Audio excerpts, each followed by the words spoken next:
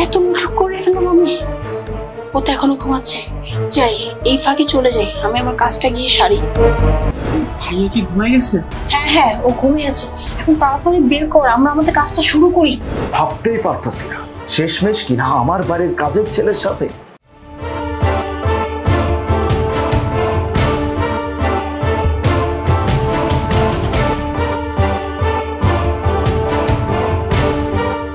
প্রতি রাতে তুমি কোথায় যাও আমি কিচ্ছু বুঝতে পারি না। আজকে তুমি কোথায় যাও না যাও তোমার পায়ের সাপ ফলো করে আমি তোমাকে বের করি। ঘুমায় পড়ি।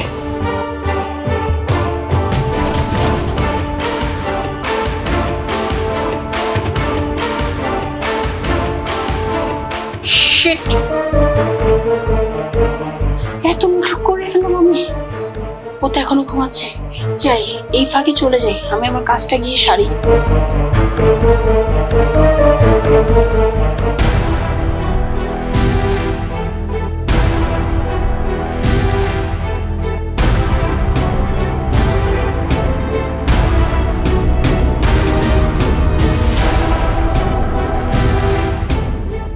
সরি রে, আমার না লেট হয়ে গেছে বুঝছিস, আমি না আজকে টাইম মতো উঠতে পারিনি।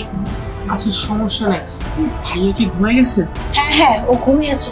এখন তাড়াতাড়ি বের কর, আমরা আমাদের কাজটা শুরু করি। আচ্ছা।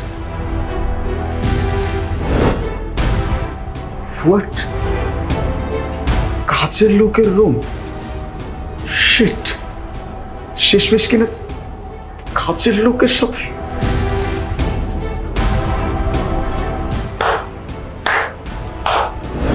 ওয়াও, কত সুন্দর লাগতেছে। তার মানে এতদিন যাবত আমার পিঠ পিছে এইগুলাই চলতেছে। আলিফ, তুমি না ঘুমিয়েছিলে, তুমি কিভাবে এখানে আসলে? ও সরি, আমি না ঘুমাই নাই, ঘুমের নাটক করছি। কারণ প্রতিদিন তুমি মধ্যরাতে কোথায় চলে যাও সেটা তো আমার দেখার দরকার ছিল। তুমি তোমার কোন নাগরের সাথে যাও, কি করতে যাও, কি ফষ্টি নষ্টি করতে যাও, এটা তো আমার দেখা দরকার ছিল, তাই না? এইসব চলতেছে। হ্যাঁ, শেষমেশ কিনা আমার বাড়ির কাজের ছেলের সাথে। ছি, ভাবতেই পারতেছি না। এই, এরকম কাজ করার আগে তোমার লজ্জা করলো না? বিবেকে একটু বাঁধলো না তোমার? আলিফ, তুমি কি বলতেছো? প্লিজ উল্টাপাল্টা কোনো কথা বলো না। আমি উল্টাপাল্টা ভাবতেছি?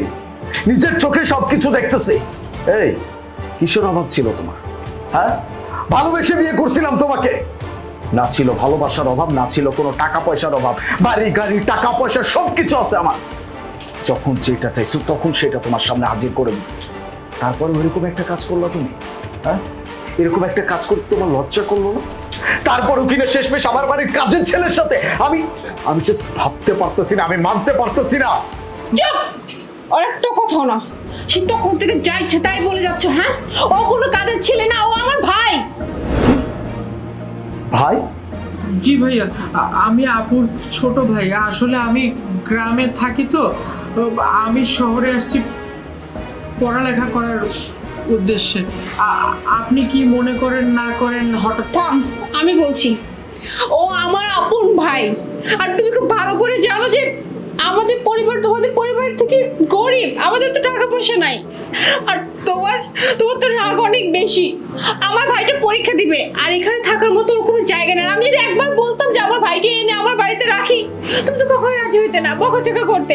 তাই আমি বাধ্য হয়ে, নিরুপায় হয়ে আমি আমার ভাইকে কাজের লোক সাজিয়ে আমি এই বাড়িতে নিয়ে আসি, যাতে করে ও এখানে থেকে ভালো মতো পড়াশোনা করে পরীক্ষাটা অ্যাটলিস্ট দিতে পারে। আর যে তুমি বললা না প্রতি রাতে আমি আসি, এসে কি করি, প্রতি রাতে আমি আসি এর জন্য যাতে করে তুমি ঘুমানোর পর ওকে আমি পড়াতে পারি, কারণ ওকে তো আমি এক্সট্রা টিউশন দিতে পারতেছি না।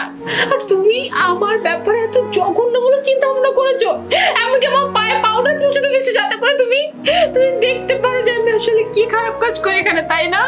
মোনা, তুমি এরকম একটা কাজ করবা, তুমি আমাকে একটাবার বলবা না? আর কি বললা? আমি তোমাকে অবিশ্বাস করি? একটাবার ভেবে দেখো, আমি তোমাকে ভালোবেসে বিয়ে করছি। যখন প্রতিদিন মধ্যরাতে তুমি এইভাবে উঠে চলে আসো, আমার কেমনটা লাগতে পারে এটা একটাবার চিন্তা করে দেখো। এই কাজটা যদি সেম কাজটা আমি করতাম, তোমার কেমন লাগতো? মানতে পারতা? তুমি মানতে পারতা? এটা আমাকে জাস্ট একবার বলো। আর তুমি আমাকে এতটা খারাপ ভাবো? আরে তোমার ভাই তো আমারও ভাই। তোমার ভাই কি আমার ভাই না?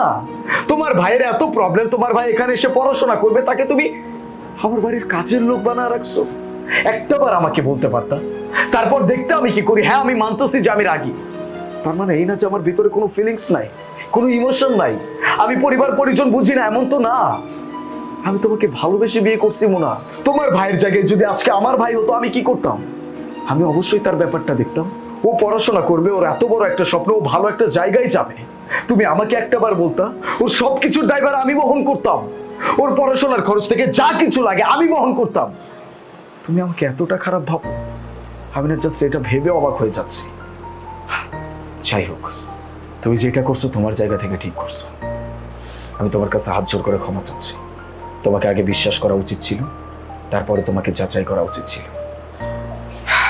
আজকের পর থেকে তোমার ভাই আমাদের বাড়িতেই থাকবে, ওর পড়াশোনার যত খরচ আমি বহন করব। ও আজকে থেকে টিউশন পড়বে। আর হ্যাঁ, এই রুমেও আর থাকবে না, আমাদের যে গেস্ট রুম আছে সেইখানেও থাকবে।